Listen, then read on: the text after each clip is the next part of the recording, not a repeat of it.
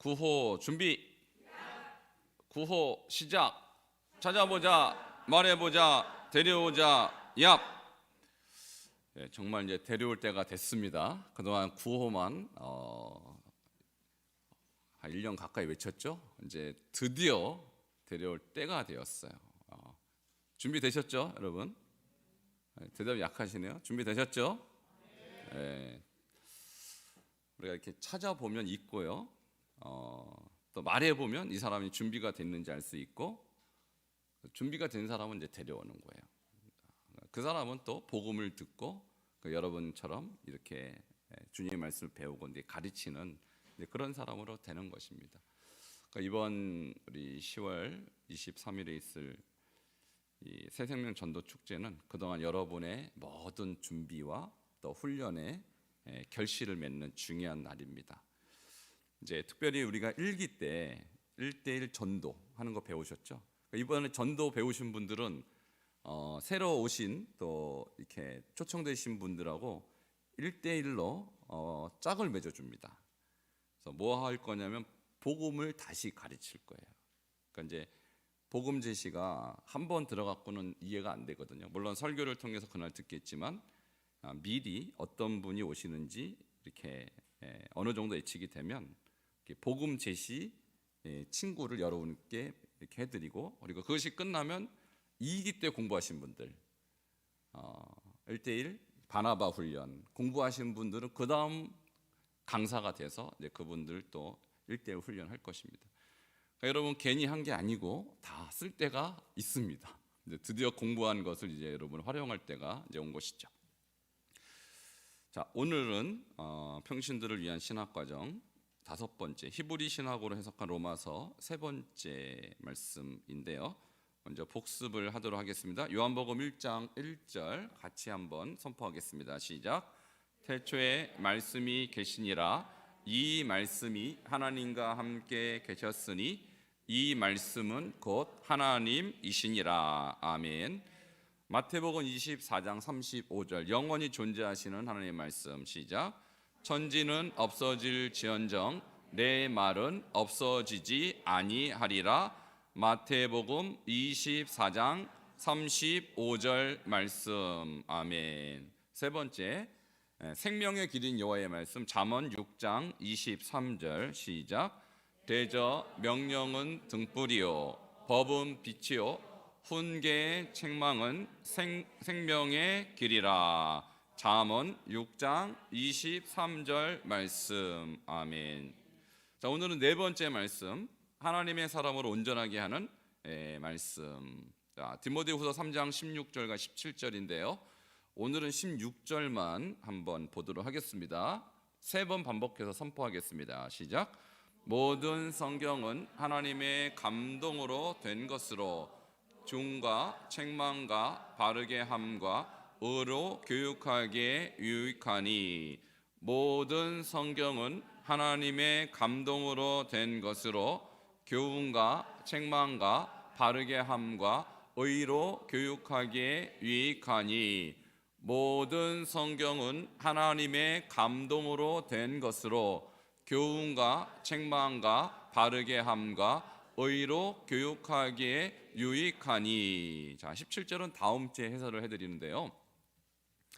여기서 모든 성경이라고 했을 때 이 디모데에게 전한 이 바울 시대 1세기죠. 약 30년, 40년, 50년 그 예수님 부활하시고 승천하시고 한 20년 이내의 시기입니다. 저 때가 20년이나 30년 이내의 시기인데, 그때 성경이라고 하면 어떤 성경을 말할까요? 신약 성경이 있었을까요? 아니요. 신약 성경이 그때 아직은 쓰여지지 않을 때입니다. 그러니까 모든 성경은 구약 성경을 말하는 것이죠. 우리가 구약 성경 그러면 유대인의 어떤 율법 이런 식으로 잘못된 프레임에 빠져 있는데, 바울이 말한 성경이라는 의미는 구약 성경밖에 없었어요. 그러니까 구약이든 신약이든 다 하나님의 똑같은 진리의 말씀인 것을 여러분 꼭 기억하시기 바랍니다. 그래서 우리가 잘못된 이 프레임이 바로 구약은 우리하고 그렇게 관계가 없는 성경 말씀 이런 식으로 생각하고 있다는 얘기죠. 결코 그렇지 않습니다. 신구를 나누는 것도 사실은 의미가 없어요. 왜냐하면 구약은 오실 메시아, 신약은 오신 메시아, 둘 다 똑같이 주제는 메시아이기 때문에 신구를 사실 나누는 것은 그렇게 중요하지 않습니다. 그러니까 예수님이 오신 시점으로 나눌 뿐이지 사실은 구약도 똑같은 이 하나님의 계시고 진리고 우리가 오늘날에도 똑같이 적용해야 될 진리의 말씀이라는 것이죠. 그 모든 성경은 하나님의 감동으로 되었다. 여기서 이 감동이란 단어가 뭐냐면 성령이란 뜻이에요. 성령. 그러니까 성령이 저자가 되어서 사람의 손과 사람의 이 지식을 빌려서, 그러니까 지혜를 빌려서 글을 쓰게 한 것이죠. 그러니까 성경은요 결코 인간이 마음껏 자기 생각을 쓴 책이 아니라 성령께서 각 개인에게 감동하셔서 쓰게 된 하나님의 책임을 믿으시기 바랍니다. 이것이 우리가 성경을 보는 우리의 관점이어야 해요. 그런데 서구의 많은 신학자들이 성경을 인간의 책으로 봅니다. 인간의 책. 인간이 하나님에 대하여 쓴 책. 인간이 하나님을 설명한 책. 이렇게 인간의 책으로 본다라는 것이죠. 여기에서 자유주의 신학이 나올 수밖에 없는 거예요. 그러니까 우리는 성경을 누구의 책으로 보냐면 하나님의 책으로 봐야 되는 것입니다. 그래서 우리 웨슬리 감리교의 창시자시죠. 웨슬리 선생님이 뭐라고 말했냐면 성경은 성령에 감동된 사람이 썼고 성령의 감동으로 우리를 깨닫게 하신다라고 그랬어요. 그러니까 성령은 쓰는 사람이나 보는 사람에게 똑같이 감동하십니다. 그러니까 우리가 지금 성경을 배울 때 내가 지혜로 배우려고 하면 배워지지 않아요. 하버드대 법대를 졸업한 사람을 앉혀놓고 당신에게 성경을 가르칩니다 할 때 이 사람이 영이 깨어있지 않으면 성경을 절대로 이해할 수가 없는 책입니다. 그러나 시골에 아주 학문이 전혀 없는 노인 할머니라도 성령이 감동하시면 다 깨달을 수 있는 것이 바로 하나님의 말씀, 바로 성경인 것이죠. 자, 그러니까 하나님의 말씀으로, 하나님의 감동으로 기록된 책이고, 그리고 어떤 유익이 있느냐? 교훈과 책망과 바르게 함과 의로 교육하기에 유익하다, 이렇게 쓰였어요. 그럼 당연히 하나님 말씀은 우리를 교훈하시고 또 잘못된 경우는 책망하세요. 그러니까 우리가 성경 말씀을 들을 때 은혜만 되면 좋겠지만 책망의 말씀도 여러분에게는 굉장히 중요해요. 우리가 방금 암송했던 이 잠언 말씀도 그렇잖아요.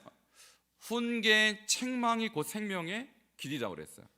그러니까 하나님의 말씀이 우리를 책망하지 않으면 내가 죄를 지었나 안 지었나 못 깨달았거든요. 그러니까 성경을 보는 가장 큰 축복 중에 하나는 뭐냐면 말씀을 통해서 죄를 깨닫는 것입니다. 죄를 깨달을 때는 책망으로 오는 거예요. 나는 몰랐지만 알고 보니까 죄였구나. 이것을 성령께서 책망하시는 것이죠. 그러니까 교훈도 하시지만 또 책망도 하셔요. 그 다음에 바르게 합니다. 우리가 잘못된 길로 가고 있는 것, 우리가 잘못된 생각하는 것을 이렇게 교정하세요. 이 교정한다는 의미가 있고요. 그 다음에 의로 교육한다라고 말씀했는데 이 교육이 영어로 하면은 에듀케이션을 교육이라고 하는데 사실은 영어로 에듀케이션이 아니고 트레이닝이라고 번역해야 돼요. 트레이닝. 그러니까 코치가 자기의 학생을 코치할 때 어떻게 트레이닝 하냐면 반복해서 똑같은 행동을 함으로써 학생이 배울 수 있도록 하거든요. 그러니까 스포츠 코치들이 학생을 가르칠 때 방법은 반복입니다. 그러니까 이 당시에 1세기 당시에 성경 학습법이 그럼 뭐였을까요? 반복. 그러니까 어떻게 반복하는 걸까요? 암송이죠. 암송이에요. 그러니까 1세기 때 성경을 교육한다 했을 때 교사의 역할은 뭐냐면 학생들을 하고 계속 반복시키는 것이 교사의 역할이에요. 그러니까 잘 가르치는 교사일수록 반복을 많이 시킵니다. 그러니까 못 가르치는 교사일수록 반복을 조금 시키는 교사는 못 가르치는 거예요.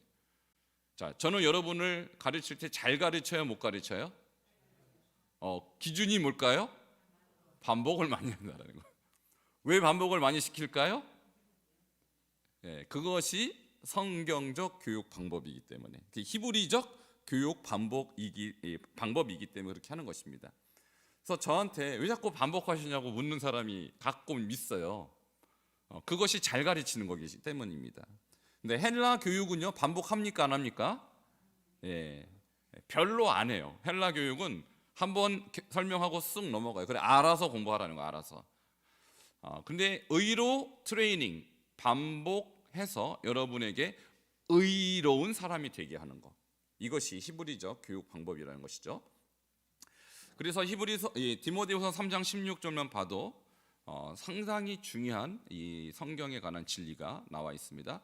자, 그런 의미에서 다시 3번 반복하겠습니다. 시작. 모든 성경은 하나님의 감동으로 된 것으로 교훈과 책망과 바르게 함과 의로 교육하기에 유익하니. 모든 성경은 하나님의 감동으로 된 것으로 교훈과 책망과 바르게 함과 의로 교육하기에 유익하니. 모든 성경은 하나님의 감동으로 된 것으로 교훈과 책망과 바르게 함과 의로 교육하기에 유익하니. 아멘. 자, 2분씩 짝을 만나셔서 3번씩 반복하시기 바랍니다. 이 자리에서 아예 끝내버리세요. 이 자리에서. 자,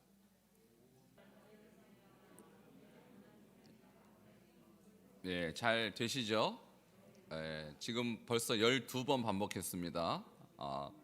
마지막으로 3번 또 반복하겠습니다. 시작. 모든 성경은 하나님의 감동으로 된 것으로 교훈과 책망과 바르게 함과 의로 교육하기에 유익하니. 모든 성경은 하나님의 감동으로 된 것으로 교훈과 책망과 바르게 함과 의로 교육하기에 유익하니. 모든 성경은 하나님의 감동으로 된 것으로 교훈과 책망과 바르게 함과 의로 교육하기에 유익하니. 아멘.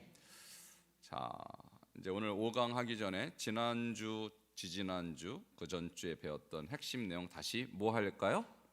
반복. 예. 왜 반복할까요? 이게 잘 가르치는 거예요. 이게 히브리적 사고 방식이에요. 히브리적 교육 방법이에요. 무한 반복합니다. 자, 그러니까 전주에 이해 못하셨던 분들 걱정 붙들어 매시기 바랍니다. 계속 반복하니까. 자, 히브리 신학과 헬라 신학. 히브리 신학은 어떤 신학이에요? 실천하는 신학. 히브리 민족은 동사 민족.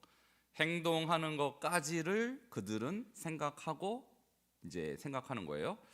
그리고 헬라 신학은 생각하는 신학. 뭔가 연구하고 분석하고 사변적인 그런 신학이에요. 행동까지는 요구하지 않습니다. 많이 알면 훌륭한 사람이에요. 모르면 무식하고 알면 유식하고. 근데 히브리 신학은 행동하면 유식하고 행동 안 하면 무식한 거예요. 그러니까 100번을 반복했는데 행동하지 않아요. 그럼 어떻게 해야 될까요? 할 때까지 가르칩니다. 이해되세요? 행동으로 안 간 거는 모르는 거예요. 모르니까 안 한 거죠. 알긴 아는데 안 했다. 모르는 거로 친다니까요. 알긴 아는데 안 한 거는 몰라서 안 한다라고 치는 것이 히브리 사고라는 거예요. 여러분, 무섭습니다. 이 히브리 사고는 무서운 사고예요. 이 사고를 갖고 있는 사람과 갖고 있지 않은 사람은 완전히 두세에게 사는 거예요. 근데 지금까지 교회는 철저하게 헬라 신학을 했다는 거예요. 철저하게. 그러니까 여러분이 이 신목사가 부임해서 좀 힘든 부분이 그런 부분일 거예요. 내가 아는데, 제가 여러분이 아는 거 인정 지금 하는 것 같아요, 안 하는 것 같아요? 불쾌하시죠? 그래서 내가 아는데 신목사는 왜 인정을 안 해줘? 왜냐면 저희 사고방식이 히브리 사고라서 그래요. 아는데 행동하지 않잖아요. 인정하십니까? 안 하십니까? 인정 안 하시네요. 끝까지 인정 안 하시네요. 그러니까 제가 볼 때는 아는데 행동을 안 하시더라고요. 그러면 모르는 거라니까요. 이게 무서운 히브리 사고의 차이점이에요. 오늘날 교회가 다 헬라 신학에 빠져 있어요. 그래서 안다고 생각해요. 다 목사도 알고 장로도 알고 권사도 알고 집사 아는데 행동하지 않아요. 자, 하나님은요 히브리사 올 거야 헬라사 올 거야? 하나님 히브리어를 창조하신 분이 하나님이세요. 그 십계명을 하나님께서 돌판에 쫙쫙 새겨주셨죠. 그 언어가 히브리어라니까요. 하나님은 히브리적이세요. 하나님 사고가. 근데 우리가 헬라적인 사고방식을 하나님 앞에 나 다 아는데요 해놓고 하나님은 뭐라고 말씀해요? 너 행동하지 않았잖아. 그러니까 모르는 걸로 치신다는 거예요. 그게 마태복음 7장 13절 좁은 문으로 들어가라. 멸망으로 인도하는 문은 크고 그 길이 넓고 그리로 들어간 자가 많지만 생명으로 인도하는 문, 결국 뭐예요? 히브리 사고로 실천하는 사람은 적다는 거예요. 좁고 협착할 찾는 이가 적은. 왜? 행동해야 되니까 힘들죠. 그리고 마태복음 7장 21절 나더러 주여 주여 하는 자마다 다 천국에 들어갈 것이 아니요 어떻게 하는 자? 다만 하늘에 계신 내 아버지의 뜻대로 뭐 하는 자라야? 행하는 자라야. 여러분 헷갈리십니까? 그러니까 이 말씀이 너무 분명한 거예요. 하나님의 기준은 분명합니다. 행동하느냐 안 하느냐로 그 사람을 판단하는 것이지 얼마나 배우느냐 얼마나 아느냐로 판단하지 않는다라는 거예요. 이 사고가 여러분의 마음과 여러분의 생각에 파고들지 않으면 여러분 하나님 앞에서 무슨 얘기를 들을지 한번 생각해 보셔요. 그러니까 성경을 지금부터 여러분 눈이 바뀌어서 관점이 바뀌어서 철저하게 히브리적으로 사고하지 않으면요 까막눈 되는 거예요. 성경을 봐도 이해를 못하는 거예요. 자, 로마서 1장 5절 로마서에서 강조하는 바가 우리는 믿음이라고 생각했는데 그럼 그 믿음의 정체가 뭐냐? 순종이라는 거예요. 이것은 굉장히 충격적인 겁니다. 지금까지 교회가 말하지 않았던 사실이에요. 같이 다시 1장 5절 보겠습니다. 시작. 그로 말미암아 우리가 은혜와 사도의 직분을 받아 그의 이름을 위하여 모든 이방인 중에서 믿어 순종하게 하나니. 아멘. 이 바울 사도가 히브리 사고를 갖고 있는 사람입니다. 물론 그는 헬라식 이 교육도 받았지만 그는 철저하게 히브리 사고, 그러니까 믿으면 순종해야 된다라고 생각했던 사람이에요. 그러니까 지금 성경을 받는 수신자는 로마서니까 로마 백성 아닙니까? 이 사람들은요 유대인도 있었지만 이방인도 로마 사람들 훨씬 많았겠죠, 비율적으로. 그럼 로마에 있는 성도들에게 뭐라고 가르쳤을까요? 너네 믿음만 있으면 돼, 이렇게 가르치지 않았다는 거예요. 당신 믿음이 있다면 순종하십시오, 이렇게 가르쳤다는 거예요. 이게 로마서예요. 근데 이 중요한 것을 그동안 많은 성경학자들이 놓쳤어요. 왜? 눈이 가려져 있어서, 헬라 신학으로. 아무리 기라성 같은 대학 총장, 신학교 총장도 이게 눈이 안 뜨면 믿음이 순종이라는 말을 할 수가 없는 거예요. 여러분이 지금 이 사실을 안다라는 것은요 웬만한 신학교 교수보다 낫습니다. 이제부터 할렐루야. 이렇게 가르치는 교수 없어요. 로마서 1장 17절 믿음으로 믿음에 라는 것을 제가 여러 번 말씀드린 다시 복습합니다. 자, 믿음으로는 소유격으로서 ek 피스테오스, 믿음에는 목적격 에이스 피스틴. 자, 피스티스가 히브리 이 헬라어로 믿음인데 목적격 소유격으로 올 때 조금 이제 이 어미가 바뀌는데, 소유격으로 믿음으로라는 말은 자신을 그리스도의 소유로 드리는 거예요. 그러니까 시작한 믿음, 내가 소속이 그리스도로 이제 시작한 때의 믿음이에요. 처음 신앙생활 할 때. 그러니까 여러분이 10년, 20년 전, 30년 전 처음 신앙할 때 여러분이 어떤 사람이었냐? 예수님 받겠다, 예수님 안으로 들어와서 예수님의 소유로 시작됐어요. 근데 그것을 갖다가 이심층의 믿음으로 의롭다함을 인정을 이제 받기 시작한 거예요. 그러니까 내면적이고 지식적인 믿음이에요. 아직은 체험이 없을 수도 있어요. 자, 그런데 믿음에는 이제 믿음의 목적이 그리스도와 연합하는 거예요. 그러니까 이제 그리스도를 위해서 연합하려면 그리스도가 원하시는 삶을 사는 거, 그러니까 희생하고 헌신하는 믿음으로 가는 것이죠. 이것을 성화적 믿음 또는 외적인 믿음, 행하는 믿음 이렇게 표현할 수가 있겠죠. 근데 우리는요 지금까지 믿음으로에 머물러 있었어요. 내가 그리스도 안으로 들어왔다라고 생각한 거예요. 맞습니다. 그러나 그리스도 안으로 들어온 것이 끝이 아니라는 거예요. 그 다음부터는 신앙의 여정을 계속 밟는 거예요. 이 성화적 믿음으로 계속 가는 거예요. 그러니까 우리가 초등학교 1학년 입학했다고 그 학생들에게 자동적으로 졸업장이 주어지지 않습니다. 그때부터 자기의 학업을 책임져야 돼요. 공부를 해야 되고요, 과제를 해야 되고요, 시험을 통과해야 돼요. 근데 많은 분들이 교회에 와서 믿음으로에 머물러 있어서 더 이상 신앙의 진보를 이루지 않은 채로 계속 머물러 있어요. 그러니까 꾸준한데, 꾸준히 몇 학년? 자, 그러면 한 6학년쯤 돼야 되는데 아직도 1학년이면 뭐라고 그럴 거예요? 그 학생들은? 학습 부진하라고 그럽니다. 6학년 수준으로 와야 되는데 여전히 꾸준히 1학년이에요. 이게 대부분 한국 교인이 그렇습니다. 여러분만 그런 게 아니에요. 왜냐하면 믿음에 목격적으로 자기의 믿음이 가야 된다는 의식을 갖고 있지 않은 거예요. 이게 심각한 한국 교회에 지금 문제를 일으킨 원인이 바로 1장 17절을 이해를 못해서 그래요. 자, 우리 교회는 이제 변화될 줄 믿습니다. 자, 여러분이 지금 이 바이블 칼레지 들어오면서부터 여러분의 신앙이 이제 초등학교 1학년에서 2학년으로, 3학년으로, 지금 이제 5학년, 6학년 지금 올라오고 계세요. 느끼세요? 잘 못 느끼세요? 공부가 너무 약한가 봐요? 여러분, 계속 올라가면요, 이제는 졸업장을 따면 중학교로 올라가죠. 그럼 중학생쯤 되면 초등학생 가르치는 건 문제가 안 돼요. 근데 많은 성도님들이 꾸준히 1학년이에요. 그러니까 못 가르쳐요, 새로운 사람들을. 그래서 제가 여러분에게 왜 전도를 가르치고 1:1 양육을 가르쳤냐면, 새로운 신자가 왔는데 가르칠 사람이 없는 거예요. 제가 볼 땐 꾸준히 1학년이니까. 그럼 제가 이것을 가르칠 수밖에 없는 것은 여러분을 믿음으로, 믿음애로 이끌어가지 않으면 소망이 없는 거예요, 지금 교회가. 그래서 제가 바이블 칼리지를 그렇게 부르짖어도 꿈쩍도 안 하는 분들을 볼 때 제가 이분은 영원히 초등학교 1학년으로 머물겠구나, 이런 생각이 제가 들더라고요. 그래서 제가 가면 갈수록 바이블 칼리를 강조한 이유는 우리 교회를 사랑하기 때문입니다. 여러분을 사랑하기 때문입니다. 여러분은 1학년으로 둘 수가 없어요. 제가 이제 6학년으로, 그 다음에 중학생으로, 그 다음에 고등학생으로, 그 다음에 대학생으로 점점점 올라가다 보면 여러분을 통해서 수많은 사람들이 이제 배우게 될 것입니다.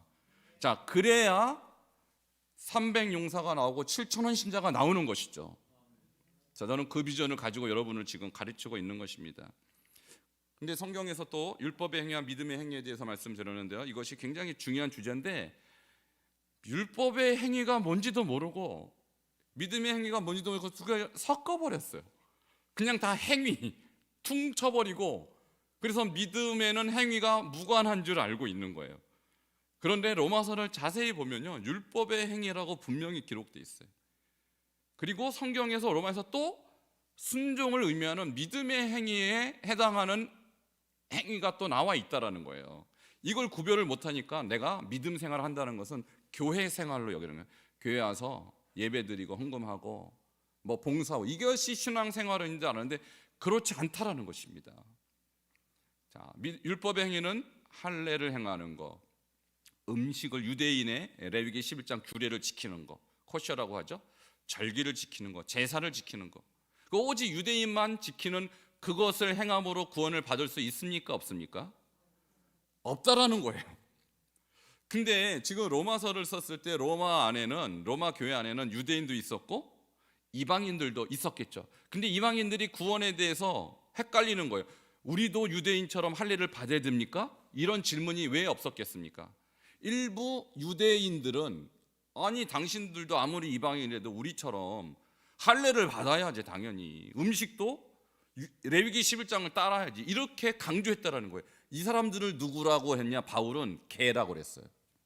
정말 성경에 그렇게 썼어요. 그리고 다른 복음이라고 그랬어요. 복음은 그런 것이 아니다. 그렇게 외적인 형식적인 율법을 지킴으로 구원받는다. 그 오늘날로 따지면 여러분이 세례식을 참여하면 구원받고 세례식을 안 하면 구원 못 받습니까? 전혀 그렇지 않다라는 것이죠. 그러니까 세례는 내가 공개적으로 믿음을 고백하는 상징일 뿐이지 그것이 나를 구원을 결정하는 것은 아니라는 거예요. 마치 유대인들이 그렇게 생각했어요. 할례, 코셔 이런 것을 행함으로 구원을 받는다라고 주장한 것에 대해서 바울은 NO! 복음은 절대 그런 것이 아니다. 그런 율법의 행위로 구원받지 못한다라고 가르쳤다는 것이죠. 자, 이해되셨습니까? 자, 그러면 믿음의 행위란 건 뭐냐? 믿음의 행위가 있다라는 거예요, 없다라는 거예요? 믿음에는 행위가 동반된다라는 사실이에요. 근데 이것을 우리가 모르고 강조하지 않으니까 죄는 좀 지어도 되는 걸로, 믿음만 있으면 나의 삶은 별로 그렇게 중요하지 않은 걸로 하나님이 여기실 것이다. 철저한 착각입니다. 자, 믿음의 행위에는 말씀에 순종하는 순종이라는 행위가 따르고요, 이웃을 섬기는 그런 행위가 따르고, 주님의 몸되는 교회를 위해서 봉사하는 그런 헌신의 행위가 따른다라는 거예요. 자, 믿음이 있는데 순종하지 않는다? 거짓 믿음이죠. 헬라 사고 방식에 의하면 있을 수 있지만 히브리 사고로 보면 거짓 믿음인 거예요. 그래서 이웃을 사랑하는 행위가 없다면 그 사람 믿음도 거짓 믿음이라는 거예요. 자, 이것이 율법의 행위와 믿음의 행위가 너무나도 다른 두 행위라는 단어를 썼지만 전혀 다른 개념이다라는 사실인 것이죠. 자, 그러면 행위가 아니라 믿음으로 구원받는다라는 말의 진정한 의미란 무엇일까요? 지금까지 모든 목회자가 저 말을 썼어요. 우리가 믿음으로 구원받지 행위로 구원받지 않는다. 그러면 그 의미가 구원은 오직 예수를 마음으로 믿는 것으로만 성취되는 것이 나의 행위와 관계없다는 말은요, 많은 오해를 일으킨 표현이에요. 자, 어떤 오해를 일으켰냐면 할례와 같은 율법의 행위는 구원과 관계없는 거 맞아요. 율법의 행위는 구원과 전혀 관계가 없는 것이라는 것은 맞지만, 그러나 그리스도께 온전히 순종하는 믿음, 이 순종하는 이 행위가 불필요한 것은 또 아니라는 거예요. 그 믿음이 있다면 당연히 순종이라는 행위가 따라온다라는 것이죠. 근데 이것까지도 필요 없게 생각했다라는 것이죠, 구원에 있어서. 엄청난 오해입니다. 그리고 엄청난 성도들의 잘못된 삶을 유발했던 표현이에요, 저 표현이. 그러니까 율법의 행위는 필요 없습니다, 구원에. 그러나 순종의 행위는 자연스러운 결과물이에요. 그러니까 믿음이 있음에도 불구하고 순종이 따르지 않는다면 그것은 거짓 믿음이다, 이렇게 볼 수 있다는 것이죠. 자, 세 번째, 믿음으로 구원받는다라는 말은 종교 의식적 행위, 율법의 행위, 할례 같은 행위를 통해서가 아니라 그리스도에 대한 믿음, 그러니까 순종하는 그 헌신적인 믿음으로 구원받는다라는 거예요. 그러니까 이 두 개념에 대해서 이제 성도들이 깨어나셔야 내가 어떻게 살아야 되는지 삶의 문제까지 가는 거예요. 삶의 문제까지. 그럼 믿음이 교회 안에서 이루어지는 어떤 교회 생활이 아니라는 거예요. 믿음은 삶의 문제고 삶 속에서 드러나는 것까지 믿음이라는 거예요. 근데 교회에서 이것을 제대로 안 가르치면 교회 생활 잘하면 믿음 좋다고 판단하는 것이죠. 그럼 밖에서는 세상 사람들이 올 때 저 사람이 장로야? 저 사람이 권사야? 라고 비판하는 그 이유를 우리가 알아야 됩니다. 그것은 뭐냐면 믿음은 순종하는 행위, 말씀을 순종하고 이웃을 사랑하는 행위, 이웃을 섬기는 것까지 포함된다는 의식이 너무나도 빈약하기 때문에 그렇습니다. 자, 오늘 그러면 다시 5과 본격적으로 로마서에 나타나는 행위신학, 지금까지 제가 믿음과 행함의 문제를 말씀드렸는데요, 로마서는 그러면 믿음이 행위라고 계속 강조하는가? 자, 이 부분이 로마서에서 지금까지 무시됐던 거예요. 무시. 그래서 제가 보면 로마서를 해석하는 신학자들이 3장부터 해석해요. 3장 그것도 21절.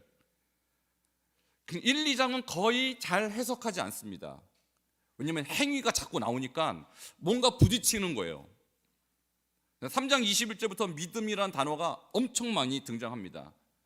그럼 1, 2장은요 행위에 대한 얘기인데 왜 행위를 꺼냈을까? 바울이 그것이 믿음이기 때문이죠. 자, 1장 32절 같이 보도록 하겠습니다. 시작. 그들이 이 같은 일을 행하는 자는 사형에 해당한다고 하나님께서 정하심을 알고도 자기들만 행할 뿐 아니라 또한 그런 일을 행하는 자들을 옳다 하느니라. 자, 1장 32절이 마지막 절인데 사형에 해당하는 행위들에 대한 설명을 합니다. 여기서 보면 이렇게 단어가 3번이나 행위에 대한 말이 나오죠.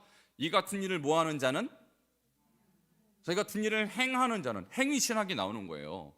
자, 어떤 행위는 사형이고 어떤 행위는 사형이 아니다 라고 했을 때 사형에 해당하는 행위가 지금 29절부터 31절에 나오는데, 어쨌든 32절은 이거에 대한 최종적인 선언이죠.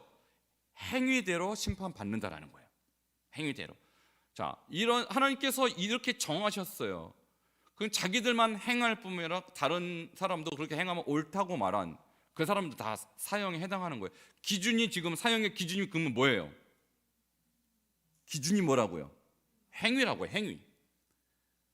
그러니까 나 믿음이 있어요 라고 생각하고 주장해놓고 전혀 다른 행위를 행하면 결과는 뭐다? 거짓 믿음이고 그 결과는 사형이라는 거예요. 행위에 따라 하나님의 사형 여부가 결정된다는 거예요. 아, 저 믿음 있는, 예수 믿는데, 영접했는데요? 그러면 그 행위가 결과물로 나와야 된다는 거예요. 자, 그러면 사형에 해당하는 행위들 29절부터 31절 보도록 하겠습니다. 29절 시작. 곧 모든 불의, 추악, 탐욕, 악의가 가득한 자요, 시기, 살인, 분쟁, 사기, 악독이 가득한 자요, 수군수군하는 자요. 자, 29절에 사형에 해당하는 죄들이 나옵니다. 여러분 최근에 이 죄를 지었으면 사형이에요. 잘 보시기 바랍니다. 자, 먼저 불의. 불의란 법을 떠난 거예요. 불법이에요. 불법. 우리 세상에도 법이 있고 하나님 법이 있죠. 불법, 그러면 십계명을 저지르면, 십계명을 떠나면 그 불법이에요. 간단하게 십계명만 생각하시면 거의 정확합니다. 두 번째, 추악, 탐욕, 악의, 시기. 시기는 늘 하는 건데 큰일 났습니다. 시기도 사형입니다. 살인, 분쟁. 분쟁? 익숙하지 않습니까, 여러분 삶에서? 사형입니다. 사기, 사기꾼. 그다음에 악독, 수군수군. 익숙하지 않습니까? 혹시 오늘도 범했을지도 몰라요. 수군수군. 수군수군할 때 남 좋은 얘기예요, 나쁜 얘기예요? 수군수군하면 사형. 여기 다 사형이에요. 그럼 그러면 왜 수군거리는지 한번 생각해 보세요. 이게 사형이라고 알면 수군거리겠습니까? 그러니까 하나님이 지금 우리를 시퍼렇게 쳐다보고 계시는 거예요. 근데 그걸 느끼면 수군거릴 수 없죠. 하나님이 그렇다면 그런 거예요. 하나님 기준이 이렇다면 그런 거예요. 그러니까 우리는 수군수군하는 것조차도 하면 안 돼요. 자, 여러분 벌써 표정이 어두워지시는데 회개하시기 바랍니다. 그러니까 회개하셔야 돼요. 그러니까 살 길은 있어요. 그러니까 천국은 누가 가느냐? 많은 사람이 오해하는 게 죄 없는 자가 가는 줄 알아요. 어떻게 죄가 없어요? 죄는 여러분도 있고 나도 있어요. 오늘도 수군수군 했을 거라고요, 분명히. 근데 누가 가냐? 회개하면 가는 거예요. 그러니까 하나님이 여러분 보실 때 회개했는지 안 했는지 그거 보시는 거예요. 죄를 100개를 졌나 1000개를 졌나 그걸 보는 게 아니야. 어차피 죄는요 다 짓고 거기에요, 죄를 짓는 수준은. 근데 이 사람이 진심으로 회개했느냐? 그 하나님께서 그걸 어떻게 하느냐? 덮어버려요, 죄를. 10,000개를 지었던 1억 개를 지었던. 할렐루야. 그것이 복음이에요. 그러니까 우리가 예수를 믿는다는 것은 내가 뭘 이 죄를 만회하기 위해서 뭘 힘을 쓰고 노력하는 게 아니라 예수님 앞에 모든 죄를 끌어안고 주님 앞에 나오는 거예요. 주님, 제가 죄를 지었습니다. 오늘도 수군거렸습니다. 주님 용서하십시오. 그럼 십자가 보혈로 덮어버려요. 그러면 하나님 뭘 보시냐? 죄를 안 보고 십자가의 피를 보는 거예요. 할렐루야. 이게 복음이에요. 놀랍지 않으세요? 그 여러분 살 길은 뭐다? 회개하는 거예요. 지금 제가 새벽 예배 때마다 거의 매일 회개 얘기하죠. 여러분이 살 길이 회개이기 때문에 회개하는 거예요. 자, 30절입니다. 계속 보겠습니다. 시작. 비방하는 자요, 하나님께서 미워하시는 자요, 능욕하는 자요, 교만한 자요, 자랑하는 자요, 악을 도모하는 자요, 부모를 거역하는 자요. 자, 여기서 여러분 안 걸리는 거 있으세요 혹시? 비방하는 자요.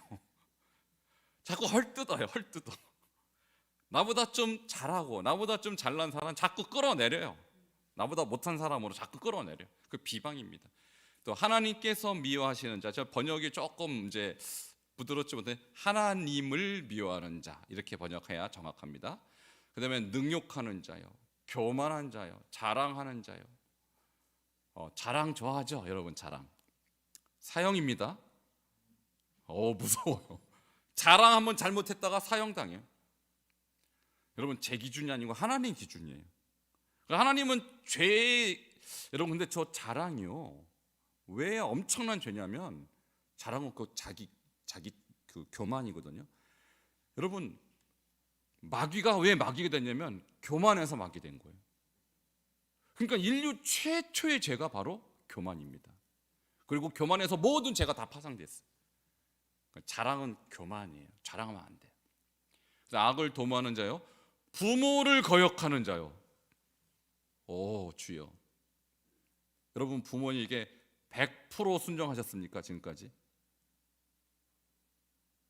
대답대로 왜 안 하십니까? 부모를 한 번만이라도 거역하면 사형. 여러분 교회에서 이 효도 교육하는 것은요 세상하고 전혀 달라요. 세상은 그냥 전통적인 관점에서 부모를 잘 섬겨나 모셔 그런 관점이 아니에요. 부모를 하나님의 대리자로 여기는 게 기독교의 부모관이에요. 그러니까 부모가 잘 배웠고 못 배웠고 무식하고 유식하를 떠나서 부모를 하나님의 대리자로 여기는 그 태도. 그러니까 경외하라고 나와요 성경에, 구약에.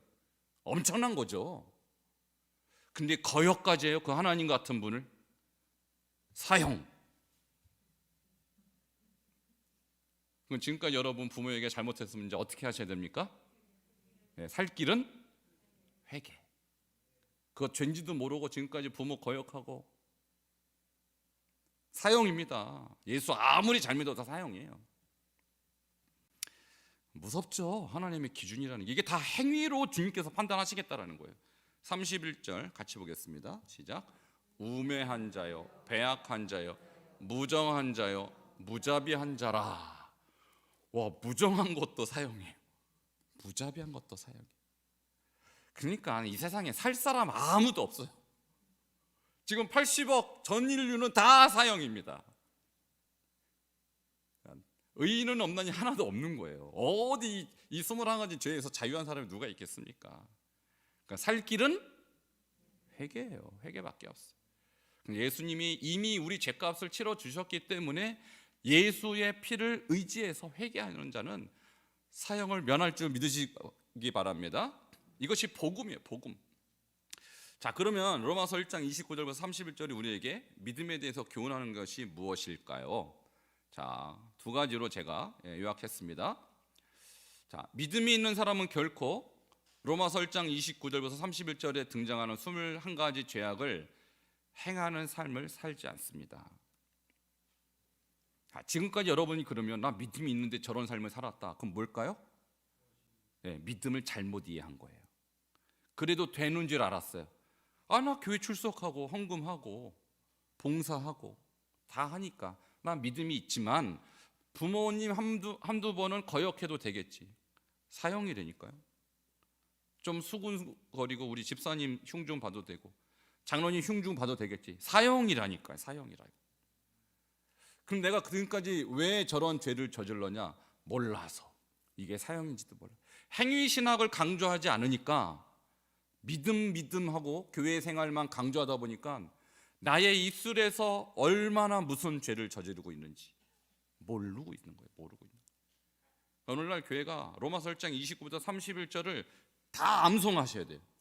할렐루야. 21가지인데 많지 않죠? 모든 불의, 추악, 탐욕, 악의가 가득한 자요, 시기, 살인, 분쟁, 사기, 악독이 가득한 자요, 수군수군하는 자요, 비방하는 자요, 하나님이 미워하시는 자요, 능욕하는 자요, 교만한 자요, 자랑하는 자요, 악을 도모하는 자요, 부모를 거역하는 자요, 우매한 자요, 배악한 자요, 무정한 자요, 무자비한 자라. 이런 일을 행하는 자는 사형에 해당한다고 하나님은 정하심을 알고도, 자, 이렇게 저는요 매일 암송해요. 매일 암송해요. 로마서 1장 자체를 저는 매일 한 번씩 암송해요.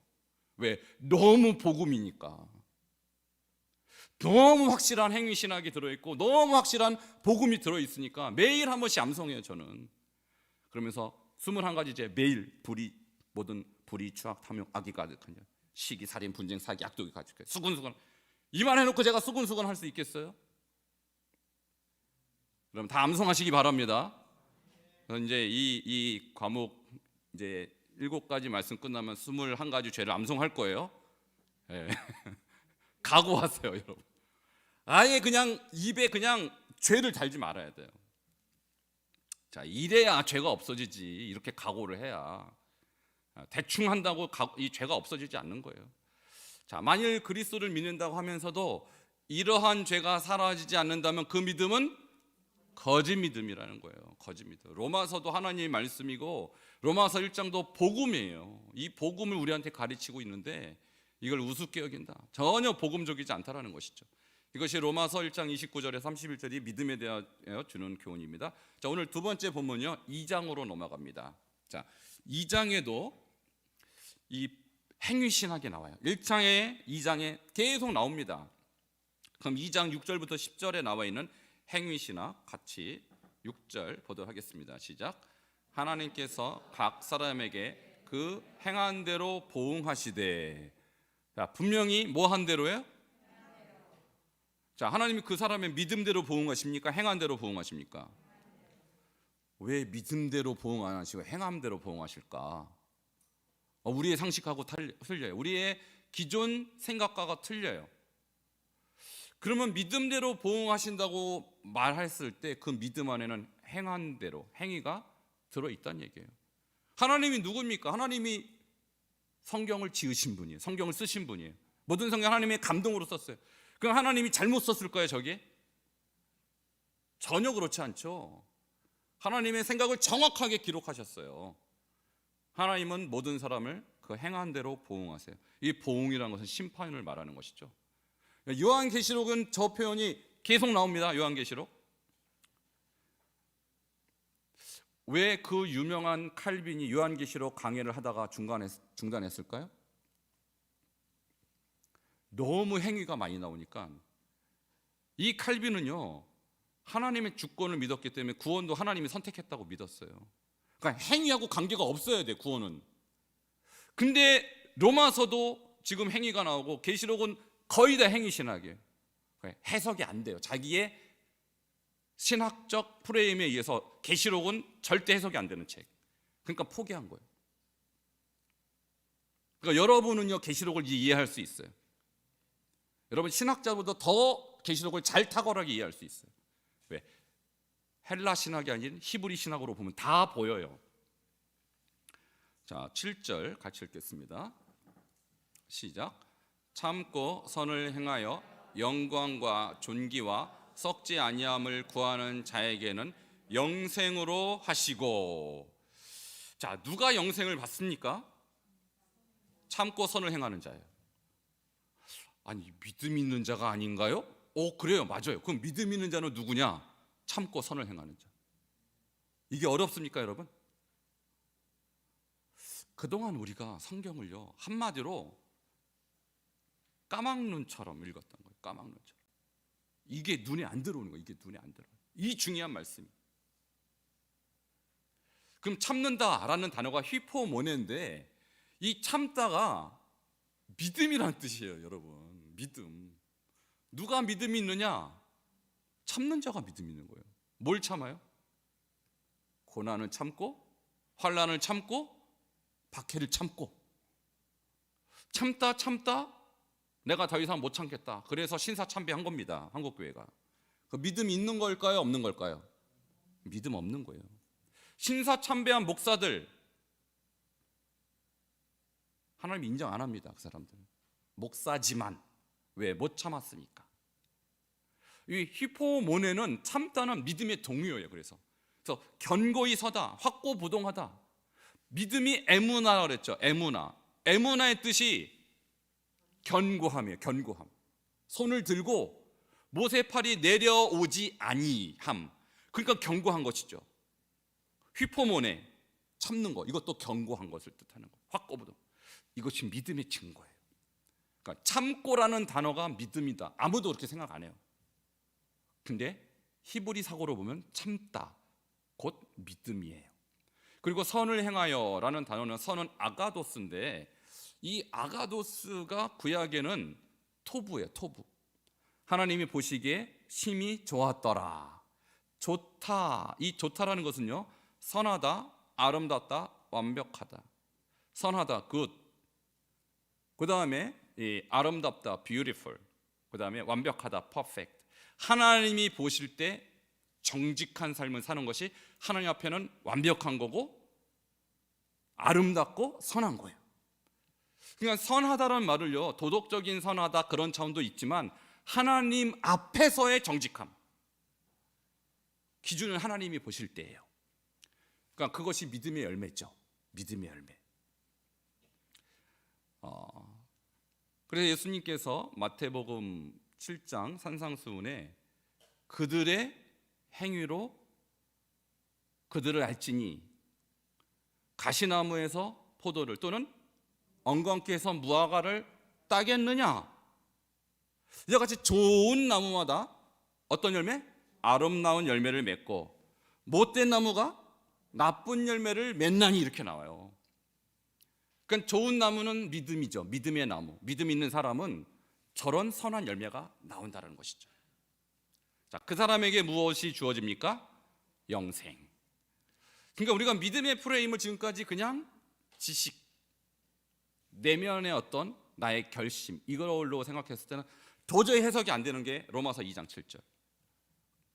구원은, 영생은 참고 선을 행하는 자에게 주어진다는 거예요. 그 사람이 믿음이 있다라는 증거이기 때문입니다. 8절 같이 읽겠습니다. 시작. 오직 당을 지어 진리를 따르지 아니하고 불의를 따르는 자에게는 진노와 분노로 하시리라. 아멘. 여기서 진노와 분노는 지옥불을 뜻하는 것이죠. 하나님 심판입니다. 그럼 누가 심판받느냐? 믿음 없는 사람이에요. 그죠? 그 믿음 없는 사람 어떻게 사느냐? 불의를 따라요. 불의를 따른다. 여기서 불의라는 말은 아디키아라는 뜻인데, 자, 아는 이 부정 접두어로서, 디키아는 디케, 원래는 의란 뜻이에요. 그러니까 의롭지 못한 거.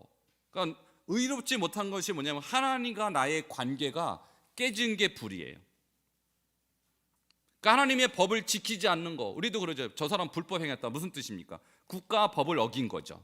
그러니까 하나님의 말씀, 하나님의 법을 어긴 사람이 불의를 행한 사람이고, 그래서 관계가 깨진 사람이 바로 불의를 따르는 사람이에요. 그 진리에서 떨어져 나간 사람들, 이 사람을 불의한 사람이다. 그런데 이 불의한 자를 누구라고 봤냐면 교회 안 다니는 사람이 아닙니다. 교회 나와도 당을 지어 진리를 따르지 않고 불의를 따르는 사람, 그러니까 하나님의 질서, 하나님의 법을 이탈한 사람, 말씀 지키지 않은 사람, 그러니까 성령을 통해서 하나님과 관계가 형성되어 있지 않은 사람, 그 사람은 분노, 하나님의 진노와 분노로 심판받습니다. 이것이 행위신학이에요. 이것이 행위신학. 그러니까 믿음이 있다? 그러면 불의를 따르지 않는 거예요. 그 시편 1편도 누가 의인이고 누가 악인냐, 그게 나오죠. 그러니까 의로운 사람을 누구라고 봐요? 오직 의인은 믿음으로 말미암아 사는 사람은 맞아요. 많은데 시편 1편에서 누가 의인이냐면, 그러니까 복 있는 사람인데 오직 여호와의 말씀을 즐거워하여 주의 말씀을 주야로 묵상하는 자로다, 이렇게 나와요. 그죠? 그럼 그 사람은 어떻게 삽니까? 그는 하나님의 말씀을 주야로 묵상하는 방법. 그래서 결과가 뭐예요? 그는 시냇가에 심은 나무가 철을 따라 열매를 맺어요. 열매, 그죠? 좋은 열매, 선한 열매. 그런데 악인은 어떻게 돼요? 그렇지 않으면 오직 바람에 나는 겨와 같도다. 바람에 확 날라오면 겨는 확 날아가 버리죠. 알곡은 안 날아가고. 그럼 악인은 심판을 견디지 못해요. 여기서 악인은 바로 불의한 자, 하나님의 말씀을 즐거워하지 않는 자, 여호와 말씀을 따르지 않는 자, 교회 출석으로 구별하지 않습니다. 여러분의 행위로 보는 거예요. 자, 9절 계속 보겠습니다. 시작. 악을 행하는 각 사람의 영에는 환난과 곤고가 있으리니 먼저는 유대인에게요 그리고 헬라인에게며. 자, 악을 행하면 환난과 곤고가 있다, 심판받는다 이 뜻입니다. 행위신학입니다. 철저하게. 10절 시작. 선을 행하는 각 사람에게는 영광과 존귀와 평강이 있으리니 먼저는 유대인에게요 그리고 헬라인에게로다. 예수 잘 믿는 사람에게는 영광과 존귀와 평강이 있으리니 이렇게 표현하지 않고 선을 행하는 사람에게 영광과 존귀와 평강이 있대요. 그 유대인이건 헬라인이 똑같다. 너희들이 아무리 율법 자랑해도 유대인들아 선을 행하라. 그것이 믿음이기 때문에. 근데 율법의 행위는 해요. 할례도 행하고 뭐 절기도 지키고, 근데 사람들을 속여요, 음행해요. 그러면 안 된다라는 거예요. 하나님 심판이 있다라는 거예요. 자, 로마서 2장도 행위신학, 믿음은 곧 행함이다.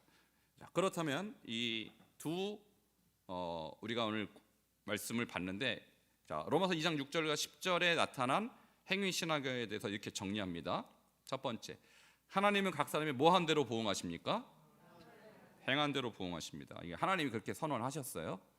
우리 자꾸 여러분이 믿음 하는데 하나님이 행한 대로 보응하시겠다는데 누가 따집니까? 자, 이것이 헬라 신학에 빠져있는 사람은 보이지 않는 본문이라고 그랬어요. 두 번째, 참고 선을 행한 사람, 이 사람이 곧 어떤 사람? 믿음의 사람. 이 사람에게는 영생을 주시고 불의를 따르고 악을 행하는 자, 믿지 않는 사람이에요. 이 사람이. 그 사람에게는 진노로 심판하시겠다. 자, 이것이 로마서에 나온 행위신학이고 이것이 믿음신학이에요. 자, 우리가 행위를 믿음과 분리시킨 이 헬라적 사고방식에 빠져 있으니까 믿음과 행위를 분리시켰는데, 알고 보니까 로마서는 철저하게 행위에 대해서 강조하고요 있다라는 것입니다. 자, 오늘 제가 강의할 부분은 여기까지고요. 자, 질문 두 가지가 있습니다. 자, 첫 번째 질문. 로마서 1장 29절부터 31절에 등장하는 21가지 죄악을 행한 결과는 무엇입니까? 사형. 네, 사형. 자, 이를 통해 발견할 수 있는 행위신학에 대해서 한번 설명해 보세요.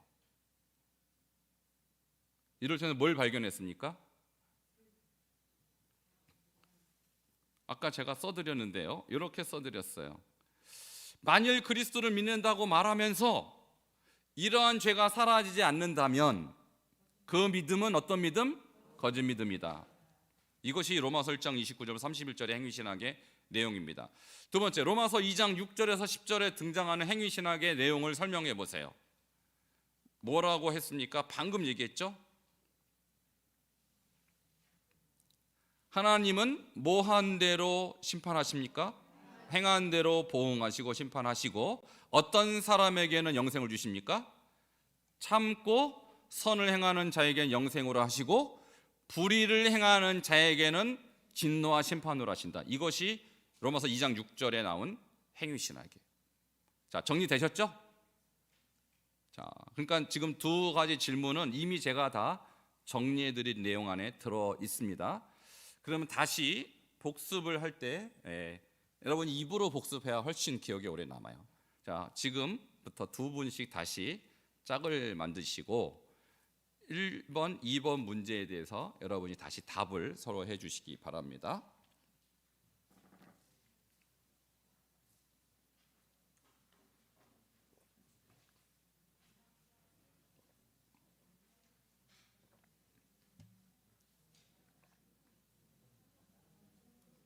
자, 거의 다 나누셨죠? 오늘 배운 내용이 많은 것 같아도 결론은 굉장히 간단한 결론을 내렸습니다.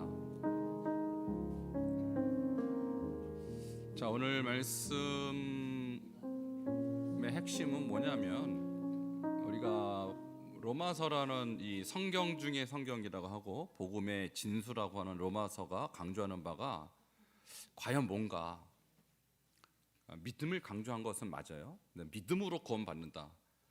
루터가 이것을 깨달아서 종교 개혁을 일으킨 거예요. 그러면 카톨릭 시대는 어떤 시대였냐? 믿음으로 구원받는 시대가 아니라 카톨릭 교회의 교리를 행함으로, 행위인데 마치 유대인이 그들의 할례를 행함으로 구원받는다고 했던 그 교리를 지킴으로 구원받는 시대. 자, 그런데 그들의 삶은 어땠냐? 믿음의 행위는 없었어요. 그러니까 거짓 믿음인 것이죠. 그러니까 루터가 이걸 보고 믿음으로 구원받는 것이지 교회의 규칙을 따른다고 구원받는다? 그때 가르친 중요한 이 사기가 뭐였냐면 베드로 성당을 건축하기 위해서 헌금을 모금을 했는데, 자, 그러면은 헌금을 하는 자에게 뭘 줬냐? 면죄부를 줬어요. 돈으로 죄를 해결한 거예요. 그건 완전히 기만입니다. 종교적 기만이에요. 그래서 땡그랑 소리가 나는 즉시 당신의 죄가 사라진다, 이렇게 가르쳤어요. 완전 기만이죠. 종교적 기만이죠. 그러니까 그런 것이 그 시대의 신학이었다라는 거예요. 그 교회 가르침이었다는 거예요. 이것을 보고 마틴 루터를 비롯한 수많은 개혁가들이 이건 아니다, 더 이상 방관할 수 없다 라고 들고 일어선 거예요. 그리고 나서 504년 흘렀습니다. 504년. 근데 제가 볼 때 한국 교회가 지금 마틴 루터가 일어나야 될 때예요. 지금 마틴 루터가 다시 일어나야 돼요. 자, 왜 그러냐? 교회에서 로마서를 어떻게 가르쳤냐면 믿음으로 구원받는 것이 행위는 구원하고 상관없다. 그래서 죄는 좀 져도 되는 걸로 가르쳐요. 죄를 지을 수도 있다, 이렇게 가르쳐요. 자, 죄를 지으면 어떻게 돼요? 저 21가지 죄는요, 사실은 우리가 늘 짓는 죄를 기록한 것이지 특별한 죄를 기록한 것이 아닙니다. 근데 로마서 1장 29절 31절을 안 가르치고 뭔 로마서를 해설했다고 가르쳤다고 볼 수 있습니까? 근데 지금 로마서가요, 대부분 믿음 그렇게 가르친다는 것이죠. 그리고 나서 성도들을 주님을 내가 믿기 때문에 더 이상 나의 행위에 대해서는 자유하라, 이렇게 가르쳐요. 자유하라. 물론 자유할 수 있죠. 자유할 수 있는데 그것은 뭐냐면 내가 그리스도를 통해서 내 죄가 용서받을 수 있다는 자유함이지 죄를 마음껏 져도 된다라는 자유함이 아니라고요. 근데 그렇게 이해를 안 하고 있는 거예요. 성도들은 죄를 좀 져도 된다라고 그렇게 자유해요. 그래서 제가 아는 목사님이 어느 권사님하고 상담하는데 그 권사님이 바람을 핀 거예요. 여자 권사님인데 바람을 펴놓고 이제 목사니까 권면할 거 아닙니까? 바람 피시면 안 된다고. 근데 이 권사님이 하는 말이 하나님이 우리를 사랑하니까 좀 죄를 져도 되지 않을까요? 이렇게 말했대요. 누가 이렇게 가르친 걸까요? 누가요? 그 성도님, 그 권사님 왜 그런 생각을 가졌을까요? 목사가 잘못 가르쳐서 그렇죠. 목사가. 로마서 1장 29절부터 31절을 여러분 달달달 외우셔야 돼요. 모든 불의, 추악, 탐욕, 악의가 사기, 시기, 살인, 분쟁, 사기, 악도기가 이거 입에 달고 살아야 돼요. 내가 수군수군 하려고 그러면 그게 딱 생각나야 돼요. 심각한 겁니다. 그러니까 사실은 목사들이 성도들을 지옥 보내고 있는 거예요. 지금 한국 교회가 이렇게 심각한데도 잘 하고 있는 줄 알아요. 왜 교회가 오늘날 이렇게 비난받고 왜 비판받는가? 물론 그것을 악의적으로 교회를 무너뜨리는 세력도 있는 건 사실이에요. 저는 그 세력을 잘 알고 있어요. 저는 전문적으로 그 연구하는 사람이에요. 또.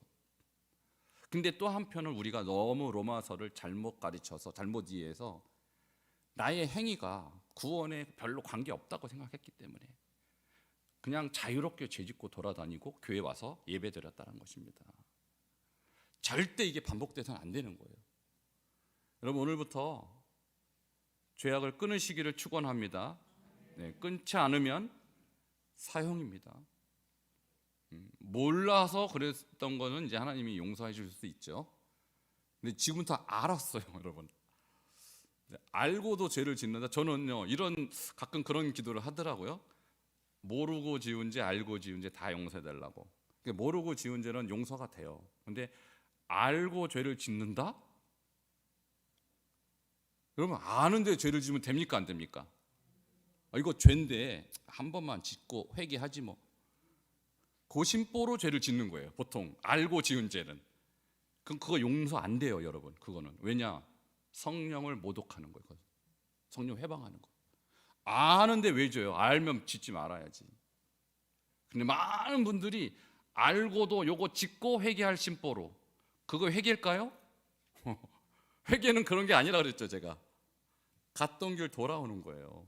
지금 돌아왔는데 거기 있는 그 죄를 내가 지으면 어떡해요? 안 돌아온 거지, 그것은. 회개 안 한 겁니다, 그것은. 이렇게 여러분이 신앙생활을 명확하고 분명하게 개념을 잡고 뭐가 뭔지를 알고 예수 믿어야 여러분이 영향력 끼칠 수 있는 것이지, 그냥 출석만 한다고 되는 것이 아니라는 것이죠. 여러분, 깨어나시기를 축원합니다.